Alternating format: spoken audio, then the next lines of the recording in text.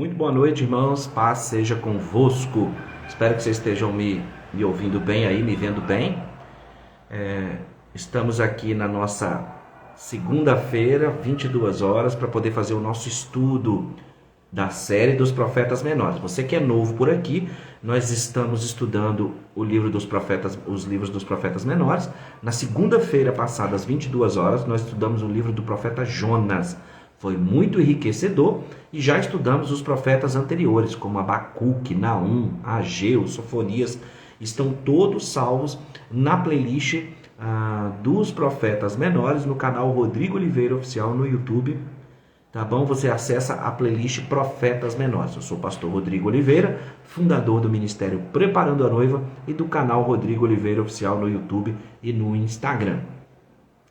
O livro de hoje, o estudo de hoje vai ser muito profundo. Por isso eu quero pedir a vocês que cliquem aqui nessa setinha. Nela você tem como convidar as pessoas para poderem assistir essas lives ou essa live de hoje de forma mais importante, de forma mais tremenda, de forma mais profunda, tá bom?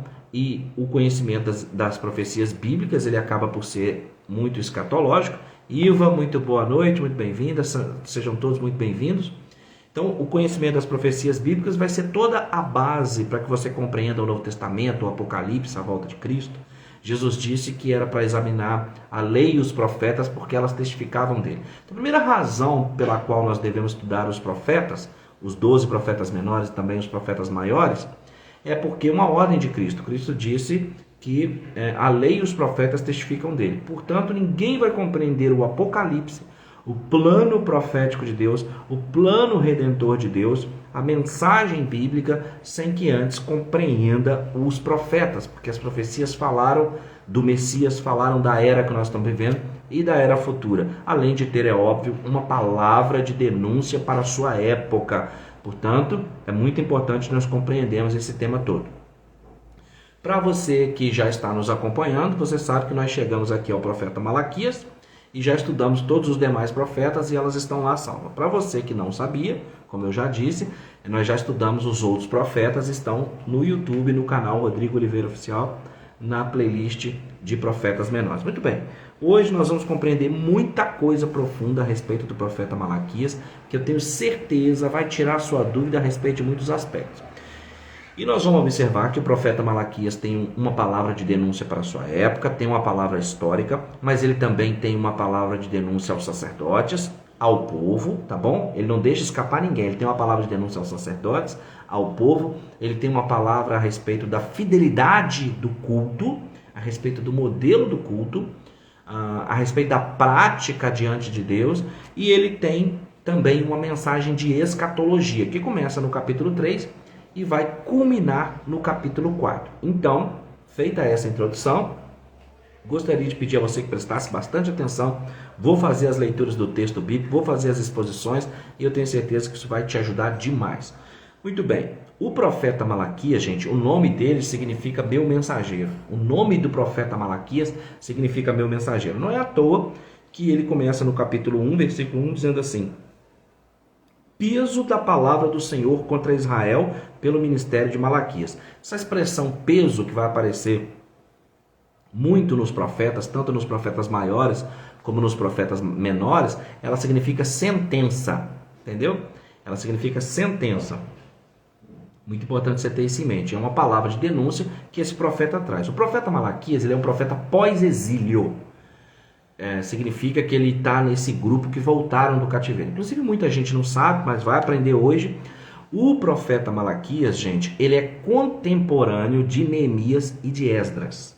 O profeta Malaquias, ele viveu no mesmo tempo de Neemias e de Esdras. Inclusive, a sua mensagem, a sua pregação, as profecias que Deus lhe deu, elas têm grande impacto sobre o povo, porque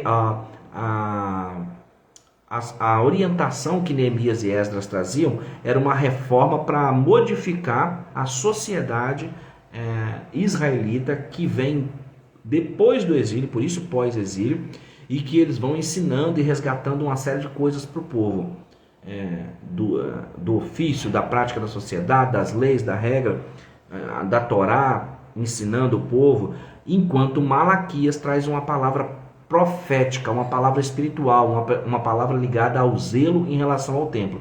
Dessa forma, com os ministérios de Neemias, Esdras e Malaquias, essa reforma que aconteceu naquele tempo, ela foi completa, né? Então, o profeta Malaquias, ele profetizou por volta do ano 450. Ele está entre 458 e 438, por ali assim. Então, muitos teólogos gostam de situá-lo por volta de 450. Então, é esse momento que o profeta Malaquias vai profetizar. E o profeta Malaquias, gente, ele é o último profeta do Antigo Testamento. Isso também é informação extremamente importante, você vai descobrir agora. Ele é o último dos profetas, o último que escreveu, e depois das profecias de Malaquias, depois desse tempo, dos seus escritos, da revelação e da chamada de Deus para a sua vida, inicia-se um período que é chamado de período interbíblico, ou período intertestamentário, ou ainda um período do silêncio de Deus, ou período do silêncio profético. Então, acontece um silêncio da parte de Deus.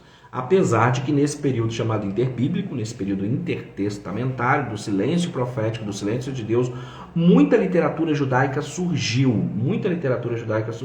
Inclusive os livros apócrifos, os pergaminhos do Mar Morto, a Septuaginta. Isso é muito importante para você aprender. Se você é um aluno de teologia, um seminarista, se você é um pastor para poder pregar, se você é um professor da EBD, né, da Escola Bíblica Dominical, se você é um evangelista, um crente que está buscando fortalecer a sua fé, essas informações são muito importantes para você. Saber que Malaquias ele é contemporâneo de Neemias e de Esdras, com essa mensagem da fidelidade do povo a Deus, ao templo, junto com as reformas empreendidas por Neemias e por Esdras, houve então a reforma completa para o povo, ou diante do povo, e também o fato de que Malaquias exerceu seu ministério por volta de 450 a.C., e que é o último profeta do Antigo Testamento, profeta menor. Ele é chamado profeta menor porque escreveu menos, não porque seja menos importante, mas porque escreveu menos.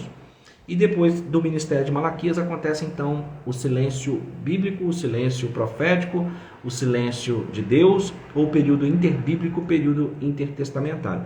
E é dentro desse período, que tem essas 4 expressões sinônimas, que vão surgir várias literaturas, inclusive literaturas apocalípticas.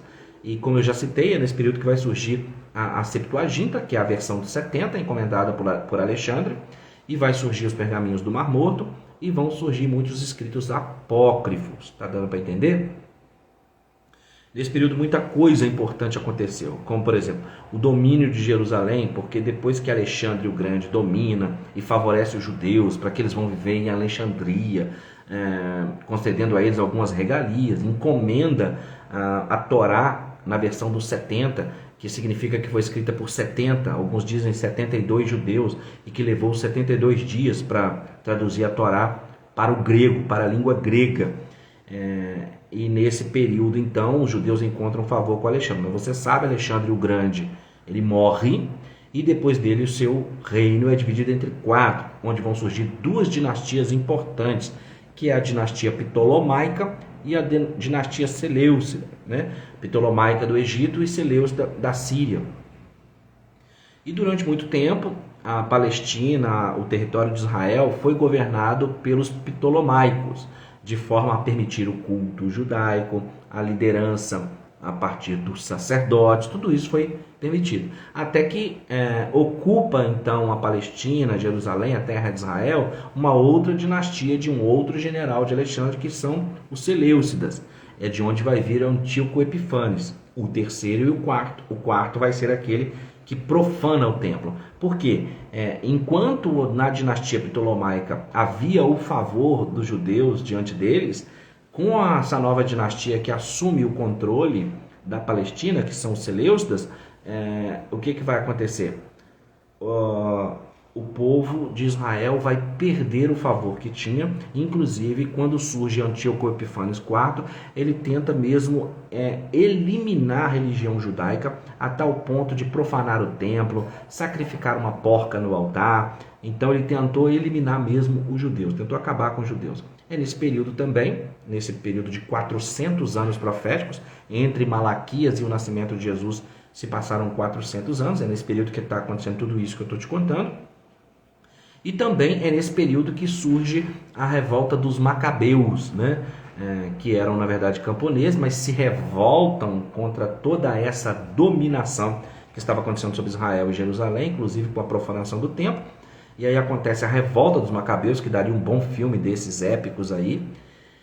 E então o povo se revolta, consegue então essa libertação. É dali que vai surgir a festa das luzes, o candelabro de 9 braços, porque o candelabro, você sabe, tem 7, mas a história é que não havia mais o óleo puro para poder fazer com que o candelabro ficasse aceso no templo. No entanto, milagrosamente, o restinho que tinha durou 8 dias. Portanto, tem um candelabro de 9 braços, e exemplificando esse episódio que aconteceu por ocasião da rededicação do templo, e o 9º braço é para acender os outros 8 que correspondem a esses 8 dias que o candelabro ficou aceso no templo. Então tem muita coisa profunda, histórica e tremenda que aconteceu entre o profeta Malaquias e o nascimento de Jesus. Esse é o chamado período interbíblico, período intertestamentário. Feita essa introdução, essa digressão para você entender a importância e o que está acontecendo depois de Malaquias, vamos então ao nosso ponto aqui. Eu já li o versículo 1. O profeta Malaquias, gente, como eu já disse, o seu nome significa meu mensageiro, né? E vai ser um profeta que vai ter realmente uma palavra de denúncia para a sua época, e ele é um clássico exemplo da profecia de dupla referência. Porque o profeta Malaquias ele tem uma mensagem para a sua época, para aquele tempo em que eles estavam vivendo, mas tinha uma mensagem escatológica, ou seja, tinha uma mensagem para o futuro, que aquilo ainda haveria de acontecer. Ainda aqui no capítulo 1 onde eu li, gente, olha que coisa interessante, no versículo 11 ele diz assim: mas desde o nascente do sol até o poente será grande entre as nações o meu nome, e em todo lugar se oferecerá ao meu nome incenso e uma oblação pura, porque o meu nome será grande entre as nações, diz o Senhor dos Exércitos. Essa profecia do versículo 11, ela é tão importante. Por que ela é tão importante? Porque ela está falando da pregação do Evangelho. Ela está falando daquilo que vai culminar em Jesus e nos seus apóstolos, que é a inauguração da era da igreja, a pregação do Evangelho que vai, segundo o apóstolo Paulo, trombeteou por toda a terra, trombeteou por todas as nações. Então, várias vezes o Evangelho foi pregado no mundo todo. E esse versículo 11 é o profeta Malaquias que está profetizando que o mundo todo ouviria o Evangelho, que o mundo todo ouviria a respeito do nome de Deus e que em todos os lugares teria alguém adorando a Deus. Então, isso se cumpre no versículo 11. E ainda aqui no capítulo 1, há um confronto, uma denúncia muito forte da parte de Deus utilizando o profeta, no versículo 6, quando ele diz assim: o filho honrará o pai, e o servo o seu senhor. E se eu sou o pai, onde está a minha honra? E se eu sou o Senhor, onde está o meu temor? Diz o Senhor dos Exércitos. A vós, ó sacerdotes, que desprezai o meu nome, e dizeis: em que desprezamos nós o teu nome? Ele está confrontando o fato e fazendo comparações, né? Fazendo analogias, que são semelhanças entre coisas diferentes. Ele está dizendo: se o Pai, se o Senhor é digno de honra, se o Pai é digno de honra e o Senhor é digno de respeito, onde está o meu respeito? Porque o povo volta, como eu disse, é um livro pós-exílico, ou do pós-exílio.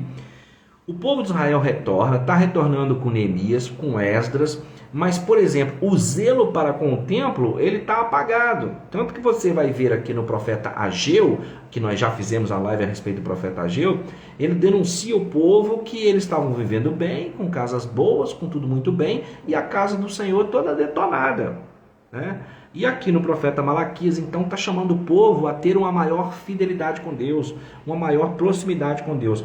Tanto é assim que o profeta ele faz uma chamada dizendo para que o povo se aproxime de Deus e Deus se aproximará do povo. Você vai perceber que o Tiago, irmão de Jesus, da epístola do Novo Testamento, ele vai citar essas palavras de Malaquias. Então é assim que você estuda as Escrituras, comparando o Antigo Testamento com o Novo Testamento. Agostinho de Hipona, que é um dos maiores teólogos do cristianismo depois de Jesus e Paulo, claro, depois dos apóstolos, ele disse que o Novo Testamento está escondido no Velho e que o Velho Testamento está revelado no Novo. Então a maneira que você tem de estudar as Escrituras é comparar a Escritura com a Escritura, e porque Jesus disse que a lei e os profetas testificavam dele e revelavam todo o plano profético de Deus. E apesar de o tempo inteiro, do capítulo 1 ao capítulo 4, Deus utilizar o profeta para confrontar o povo, para confrontar os pecados do povo, as mazelas, a falta de cuidado com o templo, a falta de compromisso com o dízimo, a falta da espiritualidade, a falta do cuidado com o estrangeiro, com a viúva, com o órfão que naquela terra habitava. Apesar disso tudo, ele estava sempre chamando o povo ao arrependimento. Olha, ainda no capítulo 1, no versículo 9, ele diz: agora, pois, suplicai o favor de Deus, e ele terá piedade de nós. Isto veio da vossa mão. Aceitará ele a vossa pessoa? Diz o Senhor dos Exércitos. Então, apesar de trazer uma palavra de juízo, uma palavra de denúncia, o tempo todo ele estava ensinando o caminho do arrependimento para o povo. Aqui no capítulo 2, por exemplo, quando começa no capítulo 1, ele vai diretamente aos sacerdotes. E agora, ó sacerdotes, este mandamento vos toca a vós. Se o não ouvirdes, e se não propuserdes no vosso coração dar honra ao meu nome, diz o Senhor dos Exércitos, enviarei a maldição contra vós, e amaldiçoarei as vossas bênçãos, e já as tenho amaldiçoado, porque vós não pondes isso no coração. Eis que vos corromperei, a semente a espalharei esterco sobre o vosso rosto, e esterco das vossas festas, e com ele sereis tirados. Então saberei que eu vos enviei este mandamento para que o meu concerto seja com Levi, diz o Senhor dos Exércitos. Meu concerto com ele foi de vida e de paz, e eu lhes dei para que me temesse, e me temeu e assombrou-se por causa do meu nome. A lei da verdade esteve na sua boca, e a iniquidade não se achou nos seus lábios. Andou comigo em paz e em retidão, e apartou a muitos da iniquidade, porque os lábios do sacerdote guardarão a ciência, e da sua boca buscarão a lei, porque ele é o anjo do Senhor dos Exércitos. Mas vós desviastes do caminho a muitos, quisestes tropeçar na lei, corrompestes o concerto de Levi, diz o Senhor dos Exércitos. Por isso também eu vos fiz desprezíveis e indignos diante de todo o povo, visto que não guardaste meus caminhos, mas fizeste acepção de pessoas na lei. Ou seja, ele está confrontando aqui agora o fato de que aqueles que deveriam seguir a tradição dos levitas e serem fiéis a Deus e cumprir o mandamento de Deus, estavam ensinando a tropeçar o povo. Inclusive, se você continuar lendo o capítulo 2 todo, há um confronto muito sério da parte de Deus, porque toda a arrecadação que se fazia, por exemplo, um dos propósitos, nós vamos ver no próximo capítulo 3 agora, um dos propósitos do dízimo era, entre eles, além de cuidar dos levitas, cuidar da casa de Deus, da obra de Deus, também acolher as viúvas, os órfãos, os necessitados, o estrangeiro. Ninguém que estivesse na terra de Israel, gente, seria como um indigente, um morador de rua. Isso não aconteceria em Israel, porque o dízimo tinha esse propósito também. Ele tinha esse papel, esse símbolo, esse modelo de tributação ao Estado. Ou seja, havia recursos na casa de Deus para que ninguém fosse achado pedinte ou morador de rua ou indigente ou qualquer coisa dessa natureza. Isso não acontecia porque havia esta previsão na lei. E o povo, então, que agora em Esdras e Neemias está conhecendo a lei, conhecendo a vontade do Senhor, conhecendo as coisas, precisava de espiritualidade, precisava de aplicação, precisava de revelação da palavra para entender o propósito, porque voltou todo mundo está ali, mas ninguém está preocupado com aquilo que a lei falava a respeito da casa de Deus, a respeito do propósito de Deus, das coisas de Deus naquele tempo. Está dando para os irmãos entenderem? Está dando para entender? Está dando para entender, equipe técnica? Então tá bom, só para a gente saber aqui. Em sala de aula, normalmente eu tenho esse hábito de perguntar muito, está dando para entender. Aproveitando o ensejo da pausa, deixa eu tomar uma água aqui.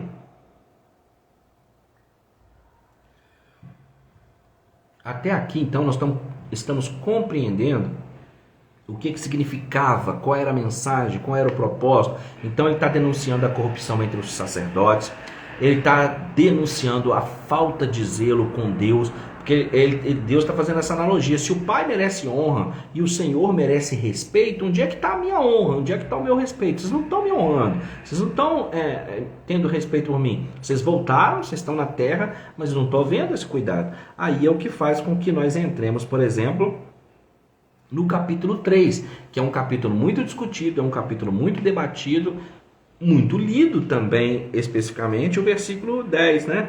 Os versículos que vão falar aqui mais diretamente do dízimo. Mas esse capítulo 3, ele é muito revelador, ele vai trazer muita instrução para nós. Por quê? O versículo-chave que a gente conhece é aqui, né? Versículo 9, versículo 10, principalmente o 10. Eu vou ler o 10, depois eu vou retomar os versículos para nós irmos compreendendo algumas coisas. Trazei todos os dízimos à casa do tesouro, para que haja mantimento na minha casa. E depois fazei prova de mim, diz o Senhor dos Exércitos, se eu não vos abrir as janelas do céu e não derramar sobre vós uma bênção tal, que dela vos advenha a maior abastança. E por causa de vós repreenderei o devorador, para que não vos consuma o fruto da terra, e a vide no campo não vos será estéril, diz o Senhor dos Exércitos. Vamos entender esse contexto aqui. O contexto onde Deus está falando com o profeta Malaquias, ele está falando com uma sociedade que é agrícola. Muitas pessoas perguntam por que nesse trecho aqui o versículo não fala diretamente do dízimo dinheiro nem do dízimo mensal. Hoje você vai entender isso tudo aqui. Eu vou explicar para você. Nos versículos 10 e 11, o confronto está acontecendo porque o povo não trazia o dízimo para casa, não estava cumprindo a sua fidelidade para com Deus e para com a casa de Deus. Como eu disse agora há pouco, o profeta Ageu fez denúncia semelhante, porque ele disse que o povo estava cuidando da sua própria vida, cuidando das suas casas, vivendo em casas boas, mas o templo, a casa de Deus, o templo que representava a alma da fé judaica, ele estava largado às traças. Então o profeta Ageu chega a denunciar, dizendo que é por isso que o povo estava juntando em saco furado. Estava dizendo que o povo trabalhava, plantava, arava, vendia, negociava, mas o lucro, parecia que o lucro estava sendo jogado em saco furado. Não conseguia juntar, não conseguia guardar, por causa da falta de zelo e de compromisso com o templo, com a casa de Deus. De forma semelhante aqui no capítulo 3, no versículo 9, olha que coisa interessante. Versículos 7 ao 9, nós lemos o 10 e o 11, agora nós vamos ler do 7 ao 9 para contextualizar. Desde o dia de vossos pais vos desviaste dos meus estatutos e não os guardastes. Tornai vós para mim e eu tornarei para vós, diz o Senhor dos Exércitos. Mas vós dizeis, em que havemos de tornar? O Tiago vai fazer essa citação aqui. Versículo 8. Roubará o homem a Deus? Todavia vós me roubais e dizeis, em que te roubamos? Nos dízimos e nas ofertas alçadas. Uau! Com maldições sois amaldiçoados, porque me roubais a mim, vós toda a nação. Então, Deus confronta o povo, dizendo, tornem-se para mim, voltem-se para mim, e vocês estão me perguntando por que é que nós temos que voltar. Vocês têm que voltar porque vocês estão na terra, vocês saíram do cativeiro, porém, vocês não estão vivendo como libertos, vocês não têm intimidade comigo, não há relacionamento comigo através da palavra. E vocês precisam se tornar para mim. E a maneira de se tornar para Deus, gente, é através da palavra. Muita gente está buscando por avivamento, tem visto movimentos ao longo do mundo, de todo o globo terrestre, e tem então pedido por avivamento. Avivamento, irmãos, não é grito, não é choro e não é pulo. Pessoas avivadas poderão gritar, chorar e pular, mas o avivamento é o retorno para as Escrituras. Não existe avivamento sem Bíblia. Não existe avivamento onde as pessoas não queiram compreender as Escrituras. Para que haja avivamento, é preciso conhecer a vontade de Deus. É preciso que haja em mim um desejo de conhecer o que Deus disse nas Escrituras. É preciso que haja em mim um desejo de conhecer a vontade de Deus, de servi-lo. E só é possível servir a Deus através da sua palavra. É isso que estava acontecendo com o povo. O povo não conhecia a palavra. Então precisava conhecer. E aqui o povo está dizendo, em que nós temos que tornar? Deus disse, tudo, meu. Vocês estão na terra, mas vocês não se voltaram para mim. Vocês precisam se voltar para mim e me conhecer através das Escrituras. E vocês estão me roubando e me perguntam em que estão me roubando. Vocês estão me roubando nos dízimos das ofertas. Pronto, vamos lá. Essa sociedade é uma sociedade agrícola. E eles tinham que trazer o dízimo de todo aquilo que desce da colheita, da sua plantação. Por que aqui não fala que é mensal? Porque numa sociedade agrícola era respeitado o ciclo da plantação. Então, quando houvesse a colheita, quando houvesse o lucro, o fruto, é que se traria o dízimo. Porque tem gente que fala, mas ali não fala que é mensal. Era o dízimo do lucro. Por isso eu, Rodrigo, um trabalhador, eu trabalho, eu tenho um emprego, trabalho de carteira assinada numa empresa. Isso é fato. Então, quando eu trabalho numa empresa e eu tenho ali o meu salário, o meu recurso, é dali que vai sair o dízimo mensalmente, porque eu recebo salário todo mês. Se você é um trabalhador que tem trabalho de carteira assinada, assalariado, ou sei lá, quanto que você ganha, o seu lucro, a hora que você vai dar o dízimo, é de tudo aquilo que você ganhar. E o que estava acontecendo? Aquela sociedade era uma sociedade agrícola e eles estavam faltando com o dízimo. E tem muita gente que fala assim, mas na Bíblia não fala que dízimo é dinheiro. Fala sim, você precisa estudar mais a Bíblia precisa ser estudada. Tem um monte de gente caindo de paraquedas. Tem gente que odeia a igreja, odeia cristãos, odeia que a obra de Deus avance, infiltra-se na igreja, fazendo ensinos contra o dízimo, ensinos contra o patrocínio da obra de Deus, e aí lança aquilo na cabeça da pessoa, a pessoa que já é avarenta, a pessoa que já é mesquinha, que não quer contribuir, pega aquele falso ensino e deixa de contribuir. Não existe maior besteira do que uma pessoa dizer que o dízimo não é bíblico. Não existe maior equívoco, maior erro do que a pessoa dizer que no Novo Testamento o dízimo não está endossado. Não pode haver besteira maior, e eu vou mostrar isso para você aqui, agora, nesse momento. Quando ele diz, por que é que vocês estão dizendo em que me roubar? Vocês estão me roubando no dízimo na oferta. Muitas pessoas de forma equivocada, sem saber nada de Bíblia, precisam sentar para aprender, estudar a Bíblia, estudar a palavra de Deus, fazer um curso teológico. O curso teológico não quer dizer que é melhor do que a escola dominical, não. É porque faz um estudo sistemático da coisa. Tem gente que pensa que o dízimo é da lei. Ele fala, eu não dou dízimo porque o dízimo é da lei. Está equivocado, completamente equivocado. O dízimo é anterior à lei. Abraão deu dízimo a Melquisedeque. Então, o dízimo é anterior à lei, o dízimo continua na lei e o dízimo é posterior à lei. Tanto é que no Novo Testamento, em Mateus 23, Jesus confronta os fariseus, que eram naquele momento hipócritas, e Jesus lhes confronta com essa hipocrisia. Ele diz assim, ai de vós fariseus, que vocês dão o dízimo do endro, da hortelã, praticam todas essas coisas ligadas a essa manutenção exterior, que mostra que vocês são bons judeus de verdade, mas vocês estão negando a misericórdia, vocês estão negando o cuidado para com as pessoas, esse zelo.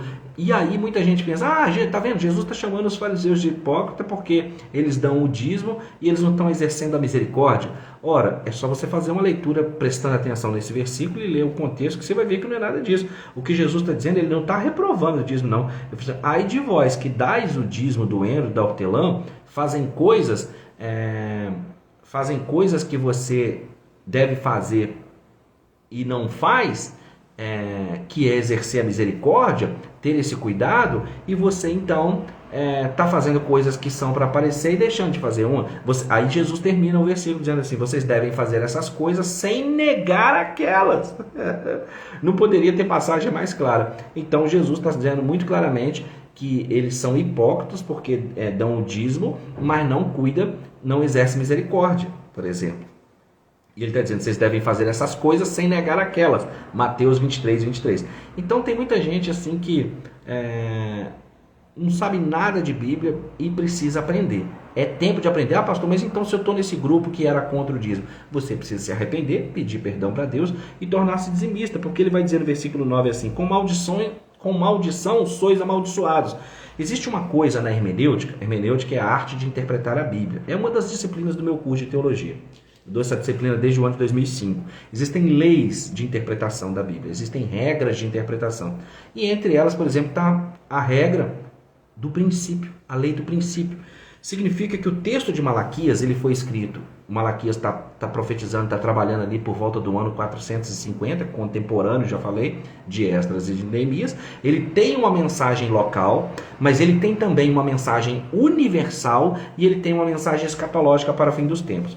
A mensagem local a mensagem para lá e então, é aquilo que o profeta Malaquias está falando com aquela sociedade contemporânea, agrícola, que plantava e que dava o dízimo de acordo com o que havia os ciclos das plantações. Tanto o que ele está falando do capítulo 1, como o que ele está falando do capítulo 2, como o que ele está falando do capítulo 3 e como o que ele está falando do capítulo 4, que nós já vamos ver que o capítulo 4 é a escatologia do profeta. Já nós vamos ver, deixa a gente concluir aqui o capítulo 3. E é nesse ponto aqui do capítulo 3 que então há uma mensagem universal, tanto no capítulo 1, 2, 3 e 4. Há uma mensagem universal. Então existe uma mensagem para lá e então, uma mensagem local, uma mensagem para o tempo do profeta, e existe uma mensagem universal. A mensagem universal é o princípio que aquela escritura traz. E é quando você vai estudar o princípio revelado naquela escritura que começa a entrar aquilo que nós chamamos na disciplina de homilética. Homilética é a arte de pregar. Quando você está pregando, você aprende hermenêutica, você está estudando no seminário, você aprende hermenêutica e homilética. Hermenêutica e homilética são dois lados de uma mesma moeda. A hermenêutica você aprende a interpretação. A homilética você aprende a aplicação e a entregar ao povo. E justamente o princípio daquela escritura é que tem a ver com a aplicação. Qual é o princípio?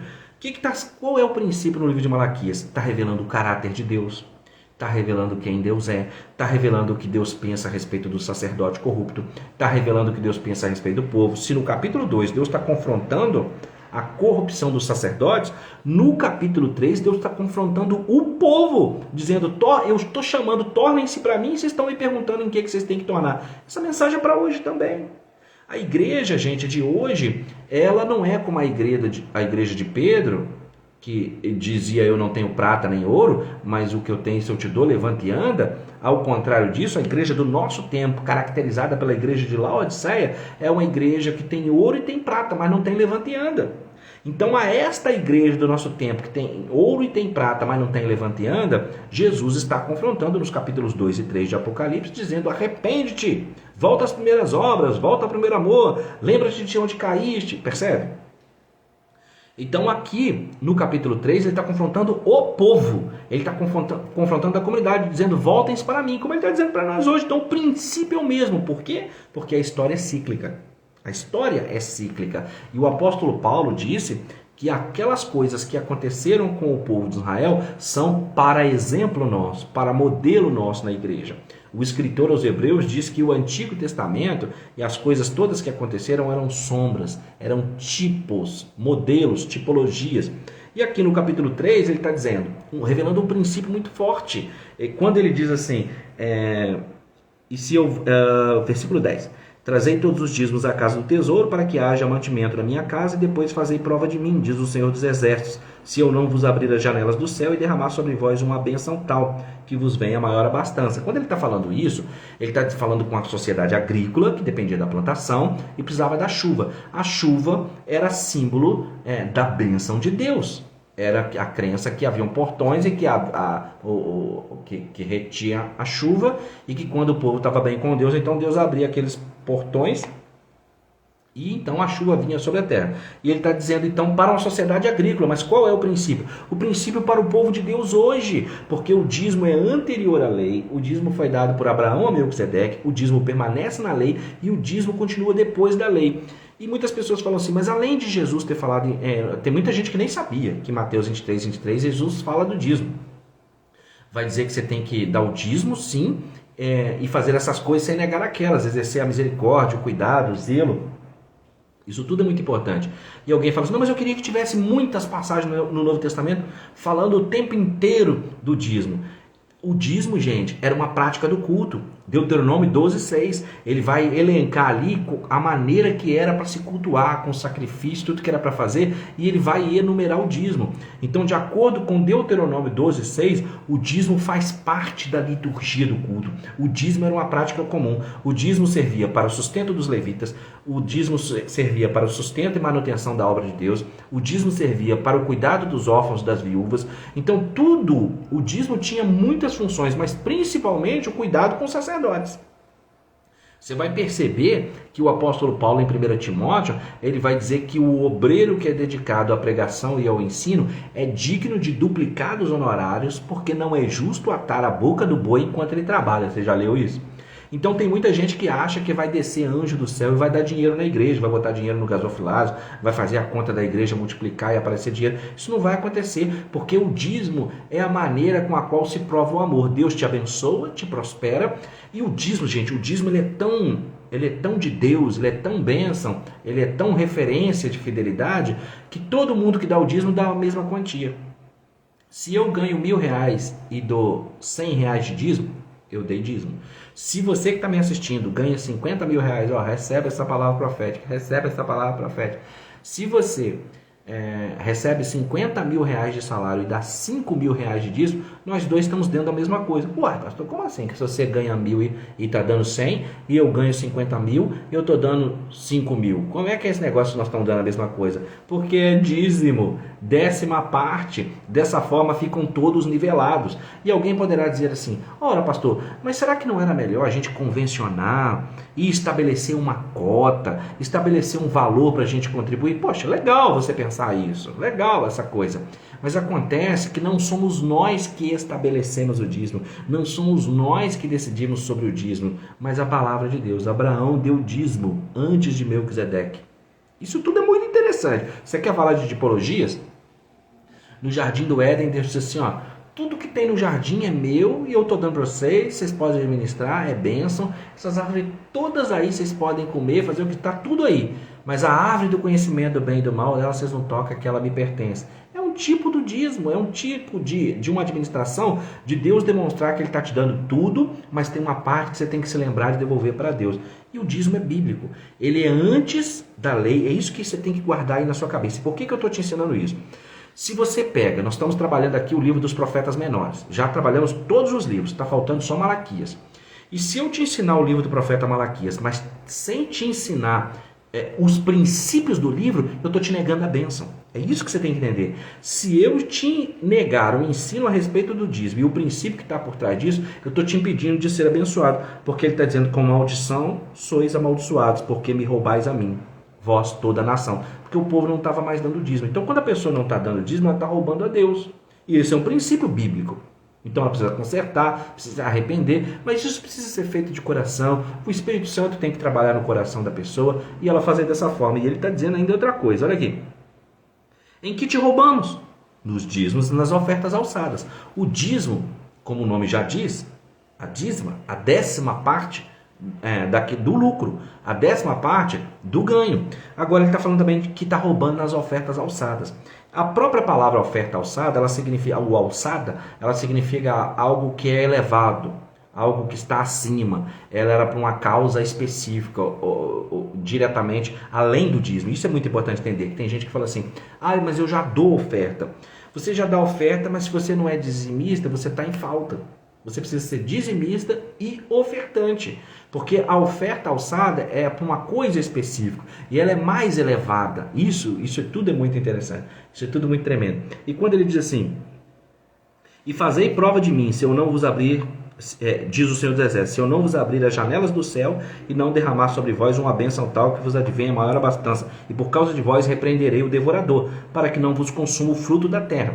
Esse devorador, de que Malaquias está falando, ele era um gafanhoto, aquela locusta, aquelas pragas que vêm e comem a plantação. Mais uma vez, porque o profeta Malaquias está falando com a sociedade agrícola do seu tempo. Por isso ele está falando de chuva, de terra, de plantação e de pragas do campo. Devorador, locusta, praga, aquelas coisas todas. Por que ele está falando isso? Porque ele está falando para a sociedade agrícola. O princípio é quando você pega a palavra de Deus e aplica ela para o nosso tempo. Aqui ele está dizendo, fazei prova de mim depois de dar o dízimo, de entender esse projeto, de entender esse propósito. E aí quando você dá o dízimo, você para de colocar em saco furado e Deus passa a te prosperar. E dar o dízimo é ter no seu coração e na sua mente o desejo, a entrega, a convicção de que você está fazendo isso para promover o reino de Deus, para promover a obra de Deus, para sustento do ministro, para sustento do pastor, para sustento do pregador.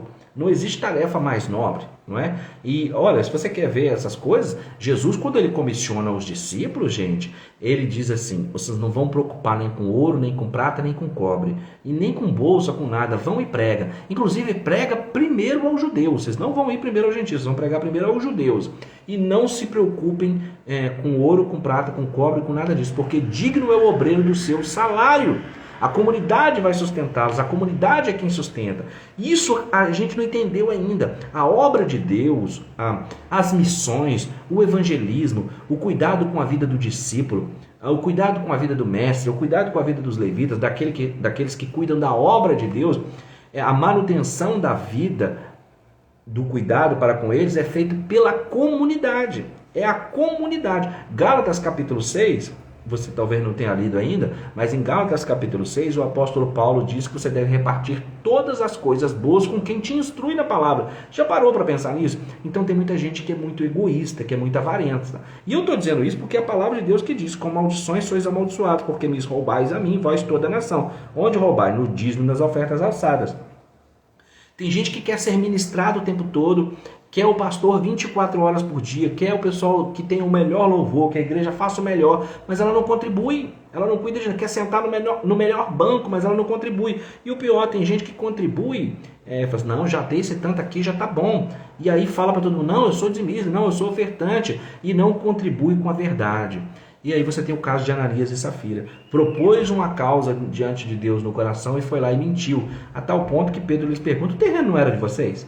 Se vocês quisessem voltar atrás e falar: Deus, eu não vou dar, porque eu não tenho paz para dar, porque eu não quero dar, aí vai ser um negócio entre você e Deus. E por causa disso eles tiveram uma morte. E muitas pessoas estão tendo morte espiritual, muitas pessoas estão tendo morte financeira, porque eles não cumprem a palavra de Deus. São cristãos, mas são meio cristãos. São cristãos, mas são cristãos até aqui. São cristãos até ali, mas eu não vou tudo. Percebe essa coisa? Então, se como pastor, se como teólogo, se como professor da escola bíblica, nós não ensinarmos para você que está assistindo, você não aprender a palavra de Deus através de nós, nós vamos ser cobrados, porque Jesus disse que aquele que muito tem, muito será cobrado. E isso tem várias aplicações, inclusive daquele que tem muito conhecimento. Então a minha tarefa é ensinar, minha tarefa é contextualizar o livro do profeta Malaquias para você. E a partir disso, é sua função, é sua missão decidir como é que você vai agir. Quanto ao dízimo financeiro, sabe, irmãos, tem muita gente dando pitaco em muita coisa. Igual escatologia, eu sempre falo que surgiram muitos escatólogos, né? Muitos especialistas em escatologia do ano de 2020 para cá, por conta da crise sanitária pela qual passou o mundo. E aí surgiu um monte de pseudo especialistas em escatologia. Pseudo quer dizer que é falso. Escritura você tem que estudar. Escritura você tem que comparar uma com a outra. Você precisa realmente mergulhar e aprofundar. Assim a respeito dos vários temas. Por exemplo, em Deuteronômio 14, está escrito que se a pessoa estivesse muito longe do templo, porque você sabe, o dízimo tinha que ter sido levado ao templo, mas as pessoas estavam em movimento, longe do templo. Então, e não era poucas vezes, quando era difícil fazer essa viagem, essa locomoção, até por causa da quantidade de gado ou de coisas dessa natureza, de animais e etc., que não fosse viável viajar até o templo, o Deuteronômio 14 prevê que o dízimo deveria ser em dinheiro. Então tem muita gente que acha que sabe, não sabe nada, e falando assim: não tinha dízimo e dinheiro na Bíblia. Nossa, vai ler a Bíblia, precisa ler a Bíblia, irmãos. Eu já li a Bíblia todas 5 vezes, e eu leio ela todos os dias. E eu estou dizendo isso para você porque eu não aceito palavra de quem não senta para aprender. Eu não aceito palavra de quem chegou ontem e acha que sabe alguma coisa, não sabe nada, traindo juízo para si e levando outras pessoas a sofrer o juízo de Deus. Então importa-nos saber o que dizem as Escrituras. Então, quando o sujeito não tinha como viajar porque estava longe ou porque os seus cuidados não permitiam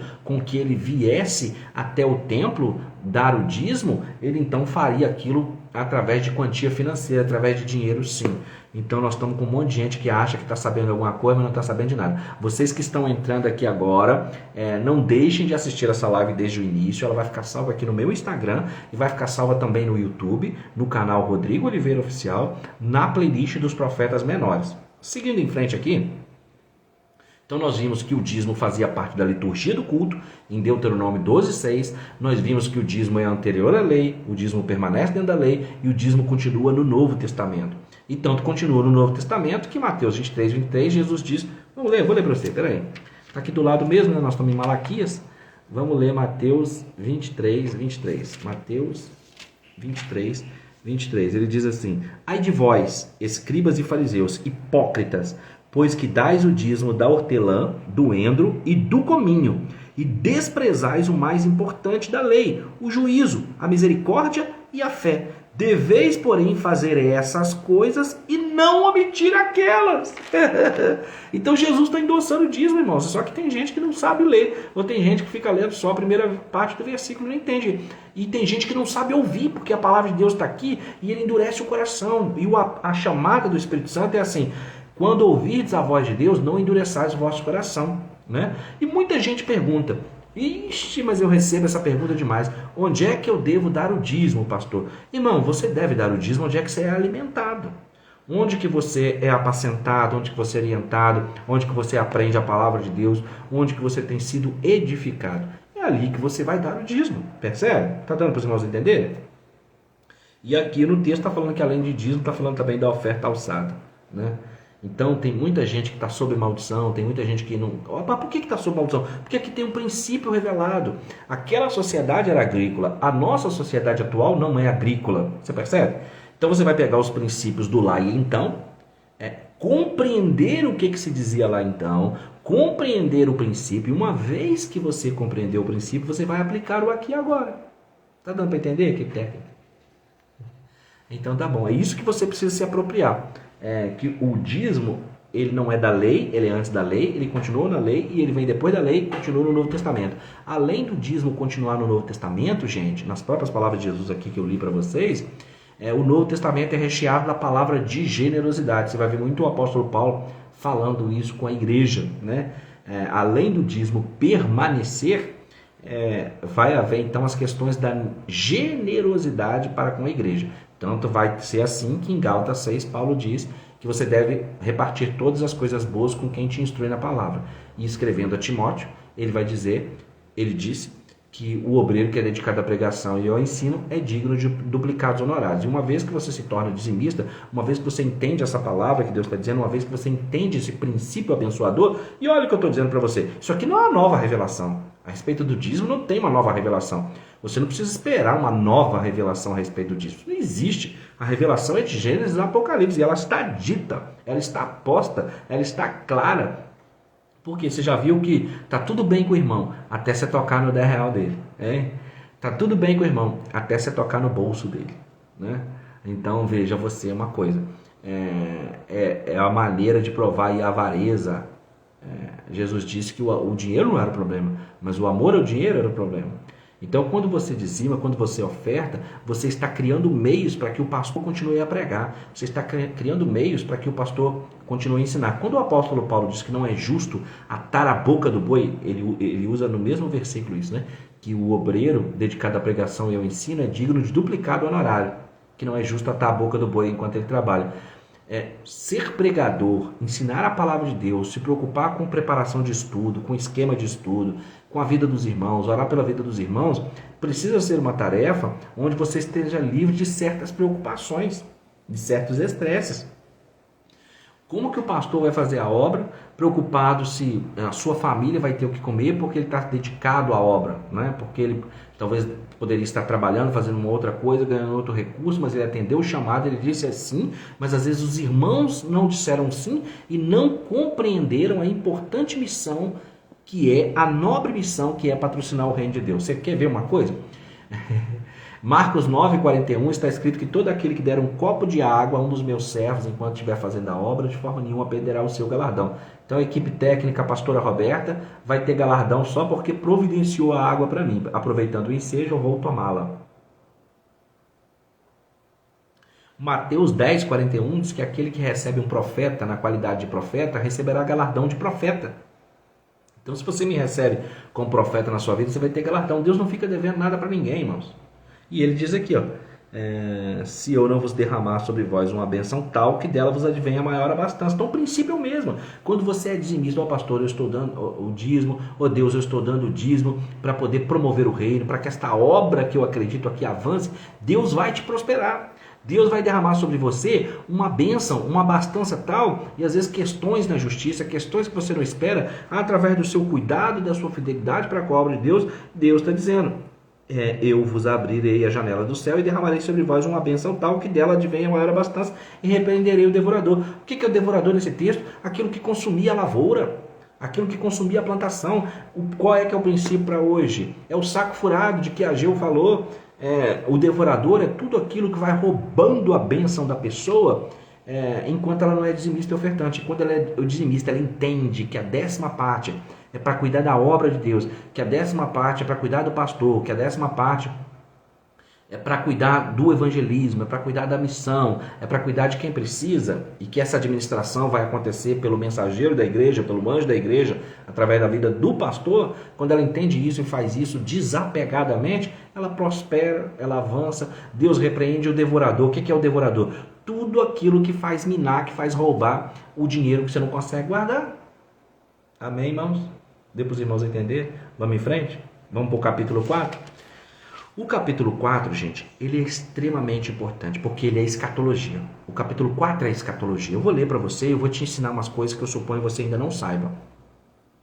No capítulo 4 do profeta Malaquias, ele fala da chegada do Messias, ele fala do juízo sobre os maus, ele fala do que vai acontecer com as pessoas ruins, que não se arrependem. Ele fala que o profeta Elias vai vir nos últimos dias para pregar. Bom, o capítulo é muito escatologia. Vamos ver. Malaquias capítulo 4. Dá licença, gente. Malaquias capítulo 4. Porque eis que aquele dia vem ardendo, como forno. Todos os soberbos e todos os que cometem impiedade serão como palha. E o dia que está para vir os abrasará, diz o Senhor dos Exércitos, de sorte que lhes não deixará nem raiz nem ramo. Mas para vós que temeis o meu nome, nascerá o sol da justiça. E salvação trará debaixo das suas asas, e saireis e crescereis como os bezerros do cevadouro, e pisareis os ímpios, porque se farão cinza debaixo das plantas de vossos pés, naquele dia que farei, diz o Senhor dos Exércitos. Lembrai-vos da lei de Moisés, meu servo, a qual lhe mandei em Horebe para todo Israel, a qual são os estatutos e juízos. Eis que vos envio o profeta Elias, antes que venha o dia grande e terrível do Senhor, e converterá o coração dos pais aos filhos, e o coração dos filhos aos seus pais, para que eu não venha e fira a terra com maldição. Então, agora entrou a escatologia, porque ele vem trazendo a contextualização histórica, fala no capítulo 1, nós já aprendemos hoje aqui, que o evangelho seria pregado em todas as nações. No capítulo 2, ele vem trazendo confronto, chamando arrependimento, perguntando para o povo se o Pai é digno de honra e o Senhor é digno de respeito. Onde é que está minha honra e meu respeito? No capítulo 2 ainda ele confronta os sacerdotes, dizendo que os sacerdotes não estão cumprindo a lei, cuidando do órfão, da viúva e retendo. No capítulo 3, ele confronta o povo, dizendo para o povo, voltem-se para mim, e o povo está perguntando em que voltar, ou seja, está desapercebido. Ele diz, parem de me roubar, e o povo pergunta, em que te roubamos? Ele nos diz nas ofertas alçadas. E no capítulo 4 ele confronta de um modo geral, falando com toda a nação de Israel e todo mundo, que haverá um momento onde ele virá como o sol da justiça, e que esse momento vem abrasando e vai queimar todo o mal. É disso que fala o apóstolo Pedro. Você vê que tanto Tiago como Pedro mencionam o livro do profeta Malaquias, e Jesus também, porque aqui no versículo 5 ele diz que eis que vos envia o profeta Elias, antes que venha o grande e terrível dia do Senhor. Com base nessa escritura, muitas pessoas, muitos teólogos entendem, entre eles estou eu, entendem que o profeta Elias é uma das duas testemunhas do Apocalipse. E antes que você se apresse em dizer assim, mas Jesus disse que Elias já veio, em João Batista. Calma teu coração, jovem, que eu vou te ajudar a interpretar as escrituras para a glória de Deus. Então no versículo 5 ele diz isso, e diz que o Elias converterá o coração dos pais aos filhos. Mas ele não já disse que Elias veio em João Batista? Vamos ver. Inclusive muitas pessoas perguntam, eu recebo muito, pasme você, eu recebo muitas perguntas de pessoas dizendo assim, pastor, João Batista era a reencarnação de Elias? Ora, pois, o próprio texto e a própria pergunta se responde. Reencarnação, se existisse reencarnação, ela seria assim, o sujeito morreu e ele reencarna em outra situação, em outro corpo e tal, etc. Então, o princípio básico para que o sujeito reencarnasse, seria ele ter morrido. E Elias não morreu. Elias foi arrebatado vivo para o céu. Então, João Batista não pode ser uma reencarnação de Elias, porque Elias não morreu. E além do mais, eu quero mostrar umas coisas para vocês. Vamos dar uma lida aqui em algumas coisas. Ó, eu quero ler para vocês Mateus capítulo 11. Mateus capítulo 11, nós vamos ler o versículo 13 e o versículo 14. Diz assim: porque todos os profetas e a lei profetizaram até João. E se quereis dar crédito, é este o Elias que havia de vir. Ok, beleza. Então Jesus acabou de falar, Jesus acabou de falar que João Batista, o Elias já veio em João Batista. Quando Jesus responde isso, em Mateus capítulo 11, ele o faz para dizer ao povo que João Batista, ele está no espírito de Elias, na ousadia de Elias, denunciando o pecado. João Batista pregou várias vezes. Tem pessoas que pensam assim, que Elias apareceu uma vez, João Batista apareceu uma vez só pregando no monte.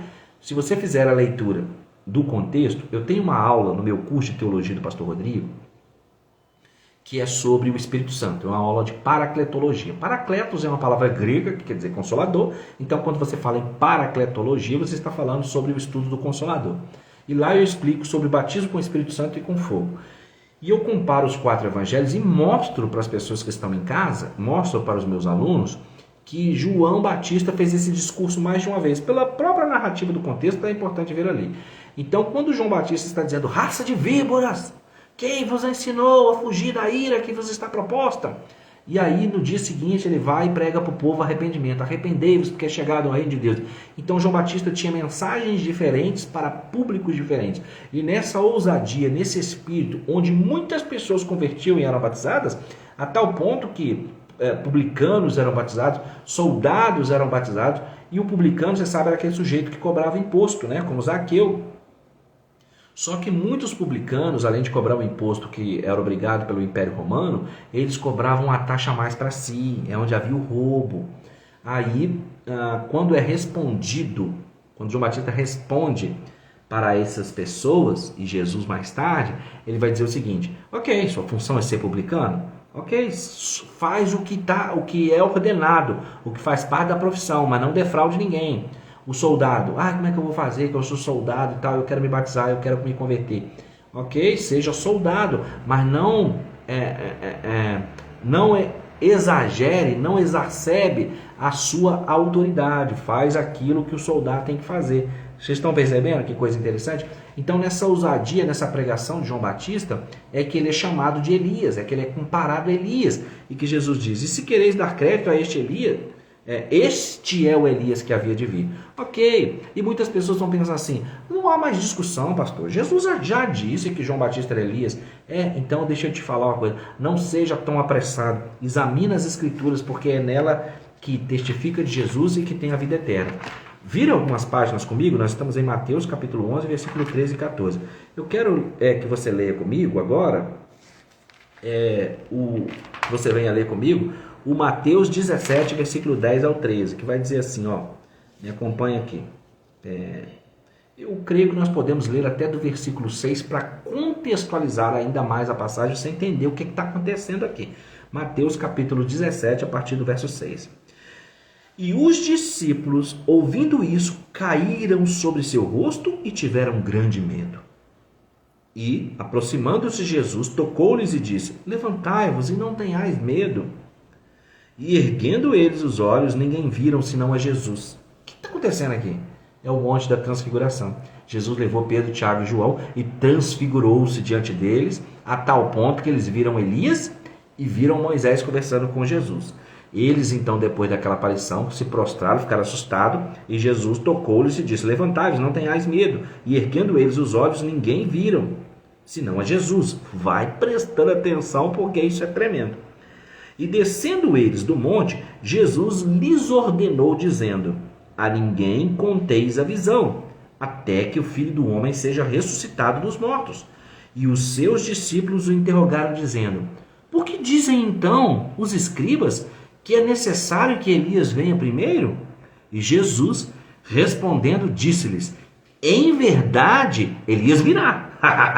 Em verdade, Elias virá primeiro e restaurará todas as coisas. Mas digo-vos que Elias já veio e não o conheceram, mas fizeram-lhe tudo o que quiseram. Assim farão eles também padecer o Filho do Homem. Então entenderam os discípulos que lhe falaram de João Batista. Gente, esse trocadilho que Jesus faz é tremendo, é muito interessante, porque ele está usando a lei da dupla referência. Ele está mostrando que a profecia ela tem um cumprimento em João Batista, mas ela tem um cumprimento futuro ainda. Quando no versículo 11 ele diz, em verdade Elias virá. Peraí, mas João Batista já veio, está todo mundo sabendo, João Batista já morreu, ainda nós estamos no mesmo livro. Em Mateus capítulo 11 ele disse que João Batista está no espírito de Elias, João Batista está na ousadia de Elias, só que aqui no capítulo 17, depois da transfiguração, ele faz um acréscimo. E ele está fazendo referência a Malaquias capítulo 4, versículo 5. Você deve comparar Mateus 17, 11 com Malaquias 4, 5. Está profetizado que o profeta Elias virá e converterá o coração dos pais aos filhos antes que venha o grande e terrível dia do Senhor. E você sabe, já assistiu minhas lives anteriores, as duas testemunhas vão pregar na primeira parte dos 3 anos e meio. E a segunda parte, você sabe, é onde há uma intensificação da ira, quando as 7 taças da ira de Deus são derramadas. Mas antes Elias vai estar pregando e converterá o coração dos pais aos filhos e dos filhos aos pais. E para que ninguém tenha dúvida disso, os discípulos acabaram de ver Elias e Moisés. Eles acabaram de ver, E aí eles perguntam, por que dizem então os escribas que é necessário que Elias venha primeiro? Versículo 11, e Jesus respondendo disse-lhes, em verdade, Elias virá primeiro. Jesus confirmou a escatologia de Malaquias 4 e não teria como ser de outra forma, porque Malaquias capítulo 4 e 5 diz que o profeta Elias virá antes da segunda vinda.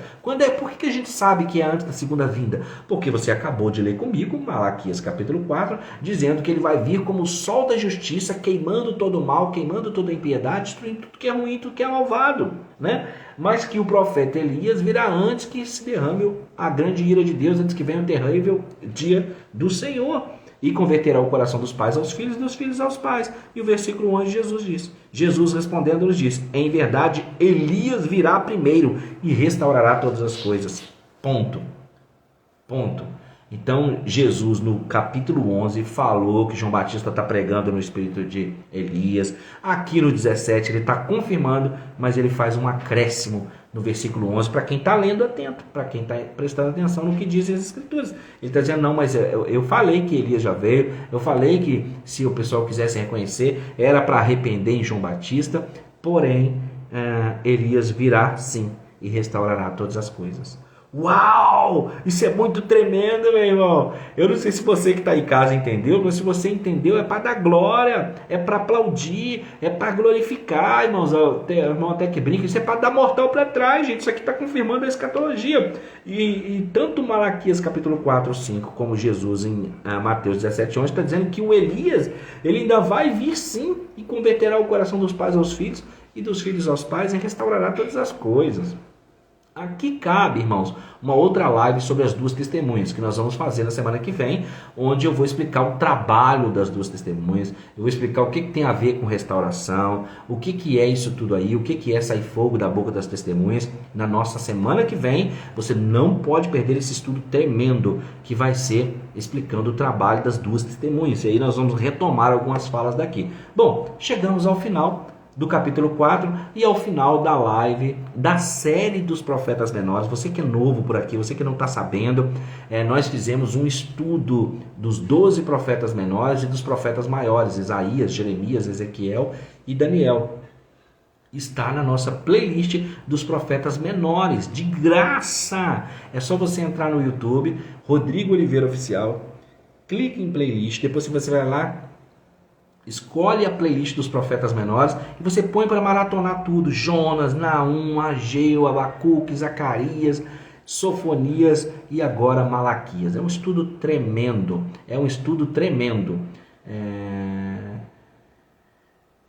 A Michelle está perguntando, pastor Rodrigo, como Elias e Moisés viram? Não entendi muito bem a pergunta. De qualquer forma, nós vamos aprender na nossa live de semana que vem se as duas testemunhas, o que a Bíblia diz? É Moisés e Elias? Elias e Enoque? Moisés e Enoque?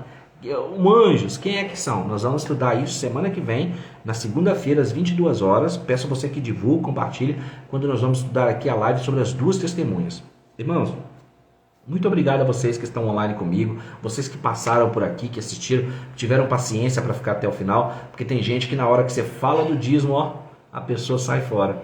Mas irmãos, o dízimo não é coisa da cabeça de pastor não, gente. O dízimo não é coisa da cabeça de professor da escola dominical. O dízimo não é coisa da cabeça de professor de teologia. O dízimo é bíblico. Ele é antes da lei, ele é durante a lei e ele é depois da lei. E a bênção para quem é fiel, a bênção para quem tem essa oportunidade. Você não vai ver ninguém triste sendo dizimista, pelo contrário, você vai ver pessoas sendo abençoadas. E olha, eu vou aproveitar o ensejo para te dizer, baseado em Gálatas 6, que diz que, o apóstolo Paulo disse em Gálatas 6, que você deve repartir todas as coisas boas com aquele que te instrui na palavra.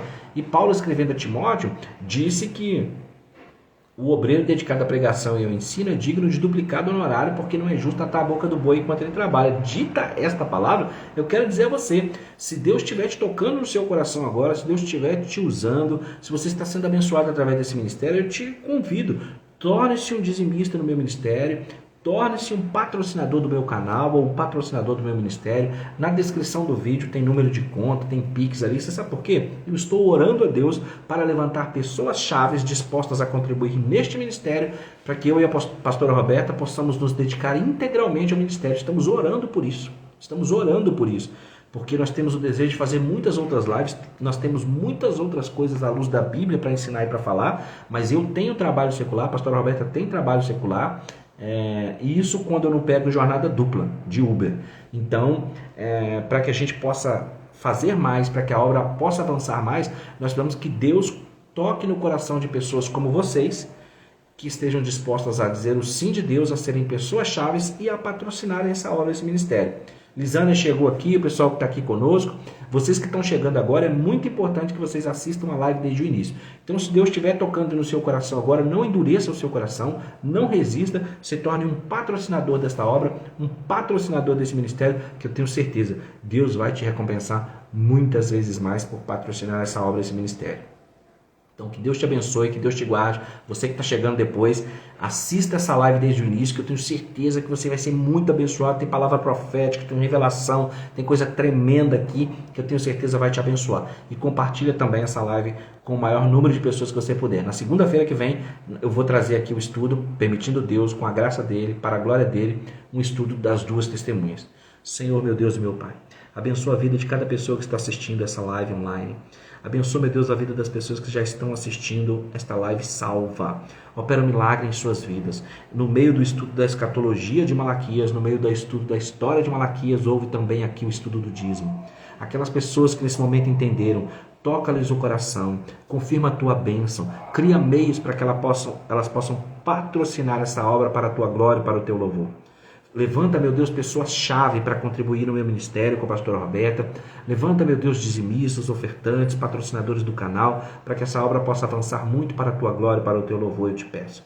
Abençoa, Senhor, as pessoas que estão assistindo. Retribua a elas milhões de vezes mais o cuidado para com essa obra. Abençoa também a nossa caravana para Israel, a Terra Santa, parte 2, em novembro de 2023, quando faremos o roteiro Rumo Israel, para que o teu nome seja glorificado em cada um desses lugares, Pai.